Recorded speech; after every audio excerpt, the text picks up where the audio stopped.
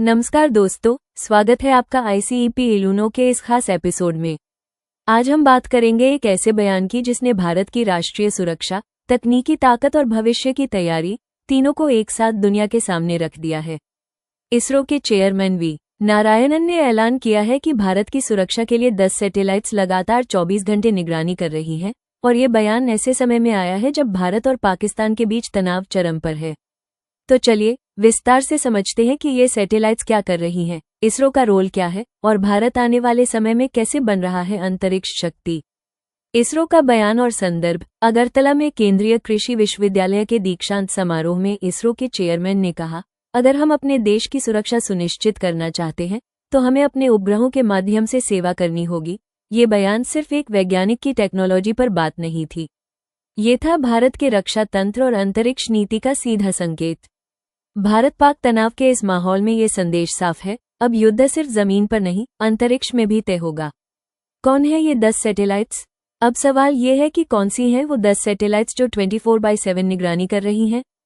प्रमुख निगरानी satellites: Cartosat series high resolution imaging के लिए, RISAT series radar imaging satellite, बादलों के पार भी देख सकती है एमएसैट, इलेक्ट्रॉनिक इंटेलिजेंस, दुश्मन के रडार और सिस्टम्स पर नजर माइक्रोसैट सीरीज लो कॉस्ट और फास्ट रिस्पॉन्स सैटेलाइट्स। ये सभी मिलकर सीमाओं, समुद्री इलाकों, सैन्य गतिविधियों और संवेदनशील क्षेत्रों पर नजर रखती हैं।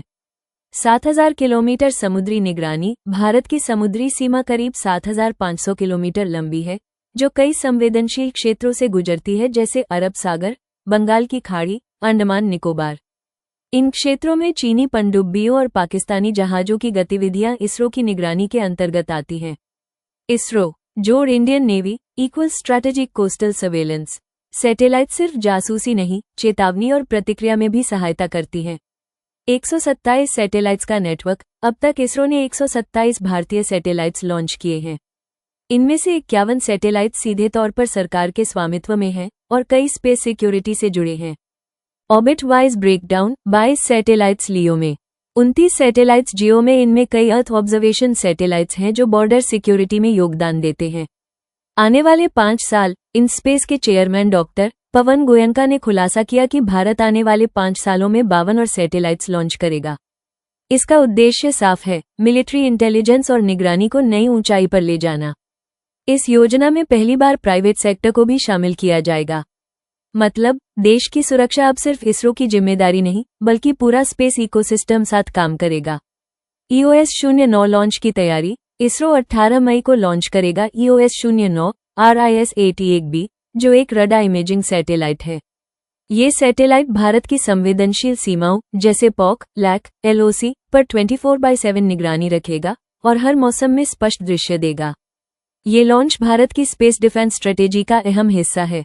पूर्वोत्तर विकास में इसरो की भूमिका। इसरो सिर्फ डिफेंस में नहीं, बल्कि विकास में भी काम कर रहा है। पूर्वोत्तर राज्यों की कनेक्टिविटी, कृषि मॉनिटरिंग, बाढ़ पूर्वानुमान, हर क्षेत्र में सैटेलाइट्स मदद कर रहे हैं। चेयरमैन नारायणन ने छात्रों से कहा, आप डिग्री लेकर समाज को कुछ लौटाइए। भारत की 100वीं वर्षगांठ तक लक्ष्य। इसरो प्रमुख ने कहा कि जब भारत आजादी के 100 साल पूरे करेगा 2047 में, तब भारत हर क्षेत्र में महारथी होगा। भारत रक्षा क्षेत्र में आत्मनिर्भर होगा, अंतरिक्ष विज्ञान में अग्रणी होगा और टेक्नोलॉजी में विश्वगुरु बनकर उभरेगा। दोस्तों, इसरो आज सिर्फ अंतरिक्ष एजेंसी नहीं, ये भारत की सुरक्षा, विकास और भविष्य का प्रतीक बन चुका है। जहां एक ओर युद्ध के बादल मंडरा रहे हैं, वहीं अंतरिक्ष में हमारा इसरो लगातार हमारे लिए जागता है। अगर आपको ये वीडियो जानकारीपूर्ण लगी हो तो इसे लाइक करें, शेयर करें और चैनल ICEP इलुनो को सब्सक्राइब करना न भूलें। कमेंट करके बताइए कि क्या भारत को अपनी स्पेस मिलिट्री पावर और तेजी से बढ़ानी चाहिए। मिलते हैं अगले वीडियो में एक और राष्ट्रीय विषय के साथ। जय हिंद।